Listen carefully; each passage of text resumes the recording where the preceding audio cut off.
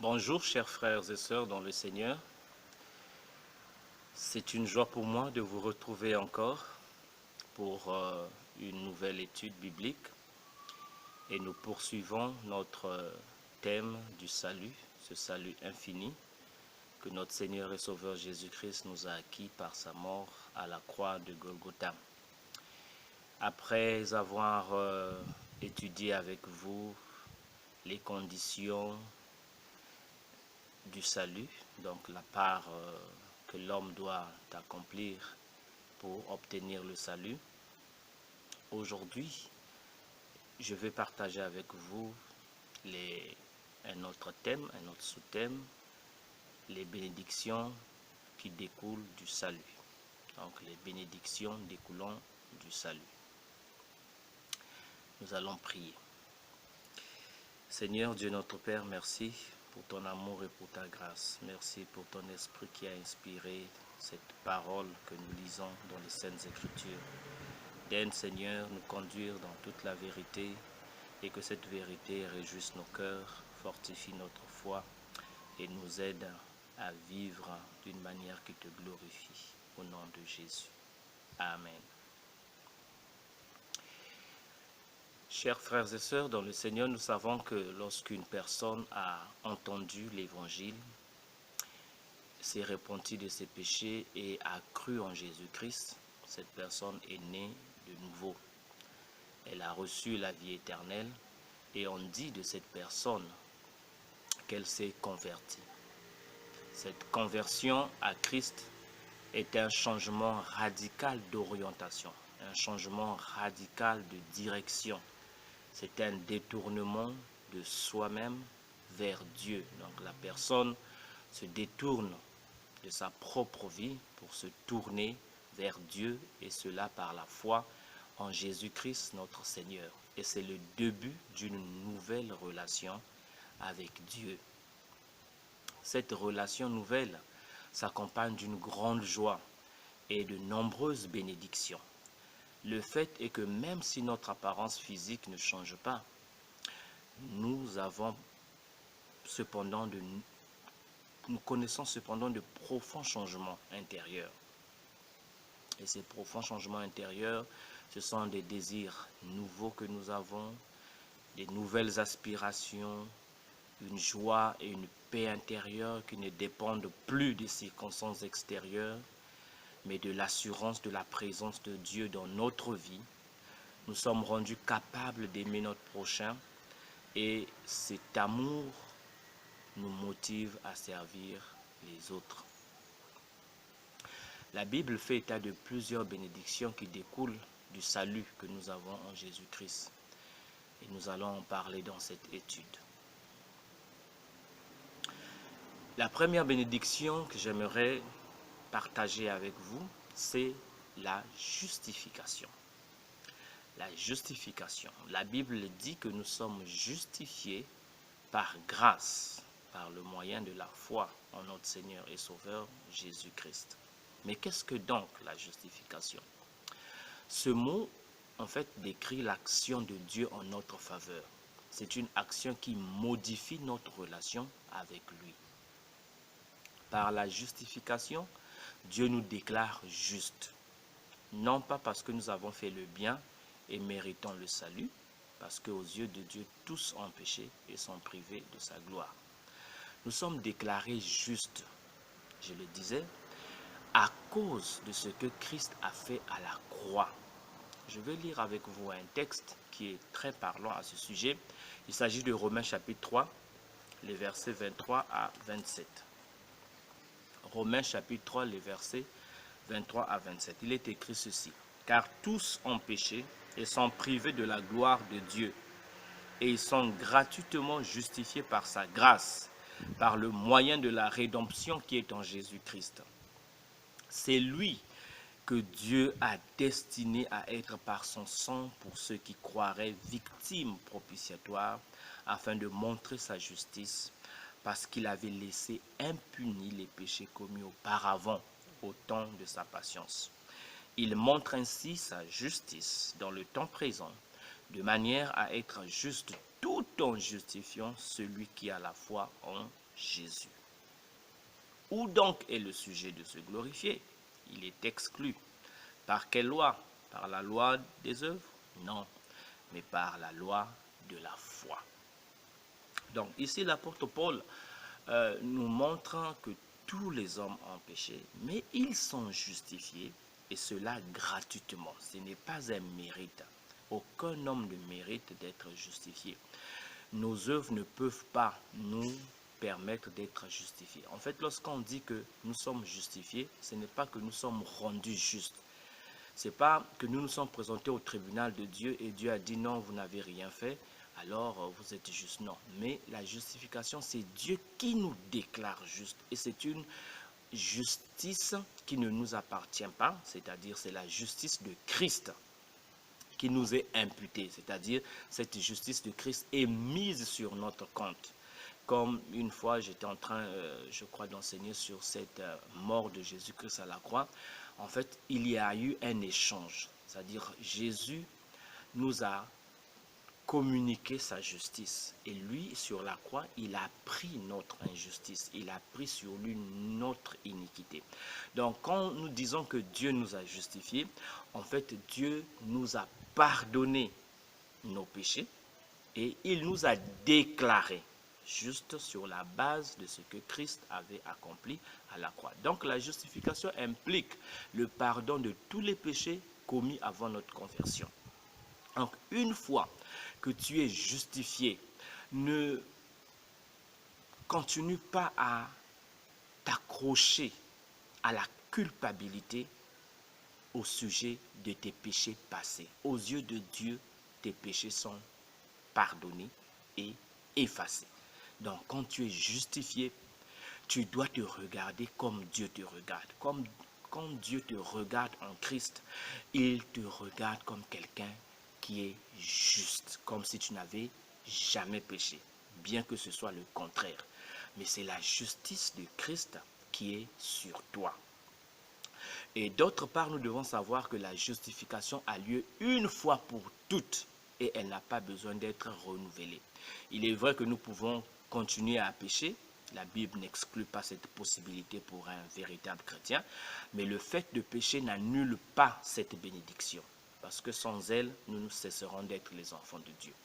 C'est pourquoi Jean nous dit que si nous confessons nos péchés à Dieu, il est fidèle et juste pour nous les pardonner et pour nous purifier de toute iniquité. Donc nous sommes déjà justifiés, mais nous pouvons encore pécher et sur la base de notre confession, le Seigneur nous pardonne. Donc voilà, chers enfants de Dieu, une fois que vous vous êtes tournés vers Jésus-Christ par la foi, sachez que vous êtes justifiés. Dieu vous déclare juste. Tu es juste, mon frère, tu es juste, ma soeur. La deuxième bénédiction, c'est la réconciliation avec Dieu. Elle est une autre bénédiction que nous apporte le salut en Jésus-Christ. Nos péchés avaient fait de nous des ennemis de Dieu, mais le sang de Jésus nous a réconciliés avec Dieu. Je vais lire avec vous deux passages. Le premier, c'est Colossiens chapitre 1, le verset 21. Colossiens chapitre 1, le verset 21, il est écrit « Et vous qui étiez autrefois étrangers et ennemis par vos pensées et par vos mauvaises œuvres, il vous a maintenant réconciliés par sa mort dans le corps de sa chair. » Et il y a une image dans l'Ancien Testament qui nous montre cette inimitié qui avait pris place entre l'homme et Dieu. Quand Dieu a créé Adam et Ève, il les a placés dans le jardin. Un lieu de bonheur, de jouissance, de joie, de paix infinie. Mais lorsque Adam et Ève ont désobéi, quand ils ont péché, la conséquence immédiate, c'est que Dieu les a fait sortir du jardin d'Éden. Donc, ils sont devenus ennemis. Il y a eu un éloignement. Dieu les a éloignés de lui parce que le jardin était un endroit où Dieu venait pour passer du temps avec eux. Donc, depuis que l'homme a succombé au péché, il est devenu ennemi de Dieu, il est loin de Dieu. Et il y a le deuxième texte, c'est Romains chapitre 5, les versets 8 à 10. C'est là la bonne nouvelle de l'évangile. Romains chapitre 5, 8 à 10, il est écrit: mais Dieu prouve son amour envers nous en ce que lorsque nous étions encore des pécheurs, Christ est mort pour nous. À plus forte raison donc, maintenant que nous sommes justifiés par son sang, serons-nous sauvés par lui de la colère. Et le verset 10 dit ceci: car si, lorsque nous étions ennemis, nous avons été réconciliés avec Dieu par la mort de son Fils, à plus forte raison, étant réconciliés, serons-nous sauvés par sa vie. Donc, vous voyez, la réconciliation, c'est un fait accompli. L'apôtre Paul ne dit pas que nous serons réconciliés, mais nous avons été réconciliés par la mort du Fils unique de Dieu qui est Jésus-Christ. Donc aujourd'hui, tout enfant de Dieu peut se considérer comme étant quelqu'un qui a été réconcilié avec Dieu. Et cette réconciliation implique la paix avec Dieu, comme le déclare le premier verset de ce chapitre 5 de l'Épître aux Romains. Et il est dit ceci: étant donc justifiés par la foi, nous avons la paix avec Dieu par notre Seigneur Jésus-Christ. Oui, bien-aimés dans le Seigneur, chers enfants de Dieu, vous n'avez plus à avoir peur de Dieu, ni à le considérer comme un juge sévère qui est prêt à vous punir dès que vous commettez une faute. Mais sachez que par le moyen de la mort de Jésus-Christ, par le moyen de ce salut si grand, il n'y a plus rien qui vous sépare de Dieu. Il n'y a plus rien qui nous sépare de Dieu. Nous avons la paix avec Dieu. Nous avons été réconciliés avec Dieu. Cette réconciliation est la base sur laquelle nous devons nous appuyer pour communier et communiquer avec Dieu. Ne cherche plus d'intermédiaire. Ne cherche plus de mesures d'apaisement de Dieu. Il y a des gens qui pensent que Dieu est toujours en colère contre eux. Pour l'apaiser, il doit payer la dîme. Pour l'apaiser, il doit venir faire un service à l'église. Pour l'apaiser, il doit faire des bonnes œuvres au dehors. Non, aucune de tes œuvres ne peut apaiser la colère de Dieu. Ce qui a apaisé la colère de Dieu, c'est fait il y a 2000 ans de cela. Quand Jésus-Christ est mort à la croix, il a apaisé toute la colère que Dieu avait sur l'humanité pécheresse. Aujourd'hui, parce que tu crois en Jésus, tu as été réconcilié avec Dieu, tu as la paix avec Dieu, tu peux communier avec lui, tu peux communiquer avec ton Dieu sans avoir aucune peur que le Seigneur te rejette. Il ne te rejettera pas parce que dès maintenant, tu es réconcilié avec lui. Mon frère, ma soeur, tu es réconcilié avec Dieu. N'aie pas peur de t'adresser à Dieu. Il est là, il t'a tendu la main. Saisis cette main. Tu es réconcilié. Il n'y a plus rien entre toi et ton Dieu. Dieu a effacé tes péchés. Dieu a brisé la muraille, le mur de séparation par la mort de Jésus-Christ. Alléluia. Troisième bénédiction, c'est l'adoption. Avant notre conversion, notre condition par rapport à Dieu était limitée au fait d'être des créatures de Dieu. Nous étions simplement des créatures de Dieu. Toute personne, tout être humain vivant dans ce monde est une créature de Dieu. Peu importe sa couleur de peau, peu importe sa langue, peu importe sa nation. Mais le salut en Jésus-Christ nous a introduits dans une relation hautement privilégiée. Nous avons été introduits dans la famille de Dieu, car Dieu nous a adoptés comme ses propres enfants. Dieu a fait de nous ses enfants. Nous ne sommes plus seulement des créatures, mais ceux qui ont cru en Jésus-Christ sont aussi devenus des enfants de Dieu. Je vais lire quelques références. Nous allons lire d'abord Romains chapitre 8, les versets 14 à 16. Il est écrit ceci: car tous ceux qui sont conduits par l'Esprit de Dieu sont fils de Dieu. Et vous n'avez point reçu un esprit de servitude pour être encore dans la crainte, mais vous avez reçu un esprit d'adoption par lequel nous crions Abba, Père. Et le verset 16 dit, l'Esprit lui-même rend témoignage à notre esprit que nous sommes enfants de Dieu. Donc, lorsque nous avons cru en Jésus-Christ, Jésus-Christ nous a donné le pouvoir de devenir enfants de Dieu. C'est ce qui est souligné dans Jean chapitre 1, le verset 12. Et comment cela s'est-il fait? C'est qu'il nous a donné le Saint-Esprit qui est aussi l'esprit d'adoption. Le Saint-Esprit nous a transformés en enfants de Dieu. Le Saint-Esprit a fait de nous les enfants de Dieu. C'est l'esprit d'adoption et c'est par cet esprit-là que nous pouvons appeler aujourd'hui Dieu notre Papa, notre Père. Le second passage, Galates, chapitre 4, les versets 4 à 7. Mais lorsque les temps ont été accomplis, Dieu a envoyé son Fils né d'une femme née sous la loi, afin qu'il rachète ceux qui étaient sous la loi, afin que nous recevions l'adoption.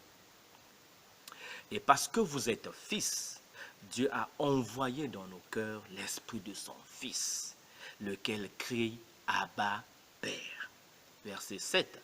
Ainsi tu n'es plus esclave, mais fils. Et si tu es fils, tu es aussi héritier par la grâce de Dieu. Quel privilège, chers frères et sœurs. Vous êtes les enfants de Dieu. Vous êtes les fils et les filles de Dieu.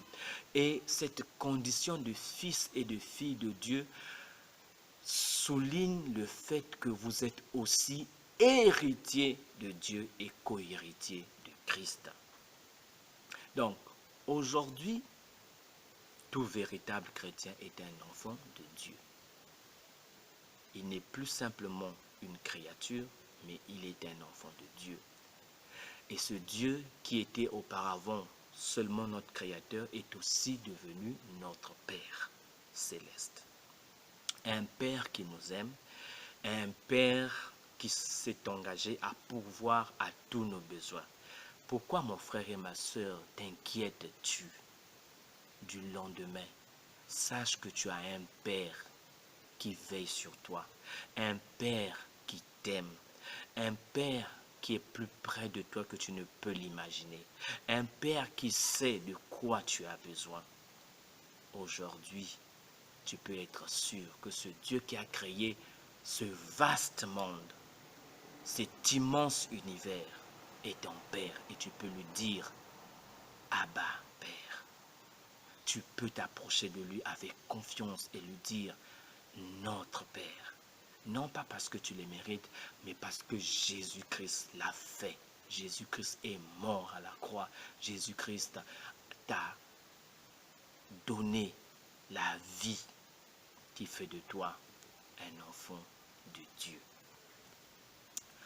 Une autre bénédiction, c'est la quatrième de notre étude et la dernière dont je vais faire état, c'est la régénération.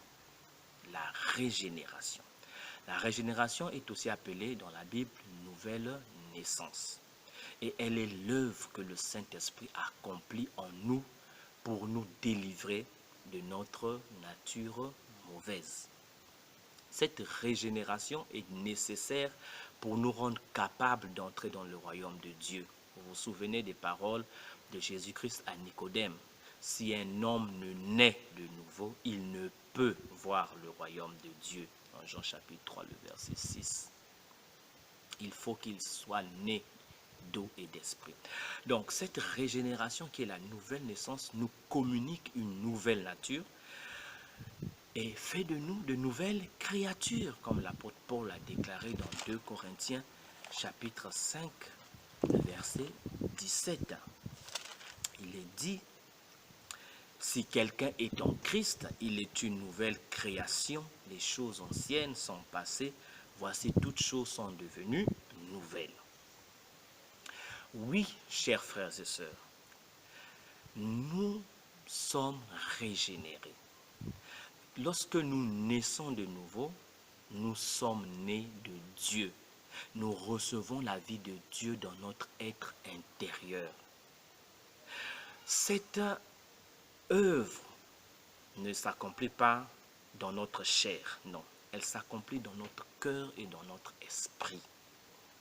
Et bien que notre être extérieur demeure inchangé, intérieurement, nous recevons la vie de Dieu, nous recevons une nouvelle nature. Il est vrai que nous pouvons montrer encore des signes de faiblesse et péché, mais pour le croyant authentique, la nouvelle naissance est une expérience acquise. Pierre a déclaré dans sa première épître, au chapitre 1, le verset 3, il a dit ceci: béni soit Dieu le Père de notre Seigneur Jésus-Christ, qui selon sa grande miséricorde nous a régénérés pour une espérance vivante. Nous a régénérés.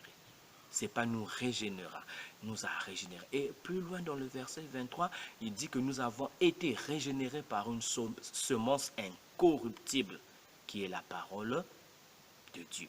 Donc vous voyez, l'œuvre de la régénération est accomplie par la collaboration de la parole de Dieu et du Saint-Esprit. Naître d'eau et d'esprit, c'est cela ce que signifie. L'eau, c'est le symbole de la parole de Dieu. Lorsque nous recevons la parole de Dieu et que cette parole vient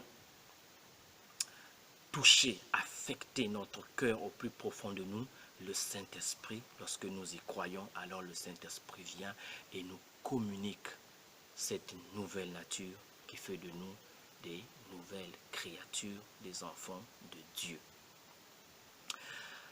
Alors voilà, chers frères et sœurs, ces 4 bénédictions que j'ai voulu partager avec vous pour cette étude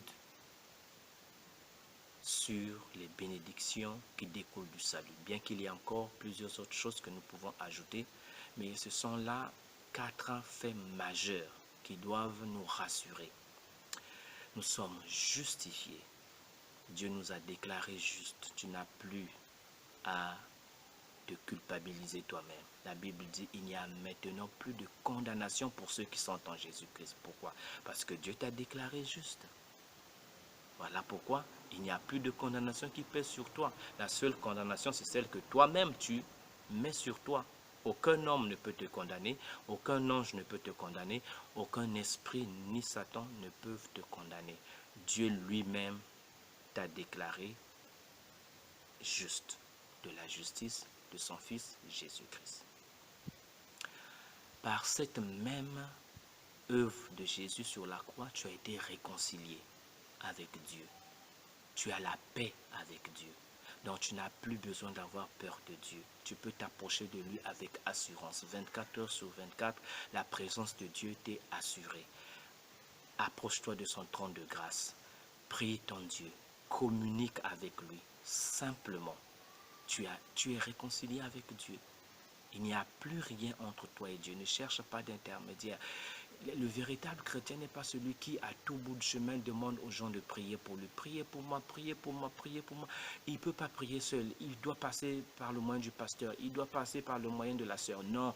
Toi-même, tu es réconcilié avec Dieu. Tu as la paix avec Dieu. Adresse-toi à lui. 3e bénédiction, tu as été adopté par Dieu. Tu es son propre enfant. Jésus-Christ est le frère aîné de beaucoup de frères, comme nous le dit l'apôtre Paul dans Romains 8. Oui, il est le premier, mais toi aussi, tu es un enfant de Dieu. On t'en rend. Tu es enfant de Dieu et tu es fils de Dieu, tu es fille de Dieu avec le droit d'héritier. Et la dernière, c'est que tu es régénéré, tu es né de nouveau, tu as une nouvelle nature. C'est l'œuvre du Saint-Esprit. Et cela va se faire voir par tes actes, par ta conduite, par tes attitudes. Quel salut merveilleux nous avons en Jésus-Christ. C'est la source d'un bonheur inépuisable et inestimable. Tout vrai chrétien peut affirmer sans l'ombre d'un doute qu'il est une personne réellement bénie. Oui, mon frère et ma soeur, j'aimerais que tu confesses cette affirmation là où tu es en ce moment. Dis-toi, dis-le, je suis béni. J'ai été béni par Dieu parce qu'aujourd'hui, aux yeux de Dieu, je suis une personne nouvelle, une personne bénie. Tout mon passé a été emporté avec le Christ à la croix. Dieu me voit comme une nouvelle personne, avec de nouvelles perspectives, avec une nouvelle vie, une nouvelle espérance, une espérance vivante. Voilà ce que tu es grâce à ce que Christ a accompli à la croix. Être sauvé implique donc que nous sommes justifiés, réconciliés avec Dieu, adoptés dans la famille de Dieu et régénérés. De quoi as donc tu encore besoin, mon frère, ma soeur? Si tu as réellement cru en Jésus, si tu t'es véritablement repenti de tes péchés, voici les bénédictions qui sont dans ta vie. Ce sont des faits accomplis. Mais n'oublions pas que ces privilèges que nous avons en tant que chrétiens sont accompagnés d'une grande responsabilité que nous avons. Cette responsabilité, c'est de vivre dans la sanctification. Ce thème de la sanctification sera le sujet de nos prochaines études. Que Dieu vous bénisse. Prions. Merci Seigneur Jésus pour ce salut si grand, si merveilleux que tu nous as acquis par ta mort à la croix. Merci pour toutes ces bénédictions qui découlent de ce salut et qui sont notre part aujourd'hui, à nous qui avons cru en ton nom. Seigneur, ouvre les yeux de tes enfants qui n'ont pas encore compris cela, qu'ils le comprennent et qu'ils se lèvent avec une joie débordante et qu'ils te glorifient pour ce que tu as accompli. Merci d'avoir fait de nous tes enfants. Béni sois-tu. Amen.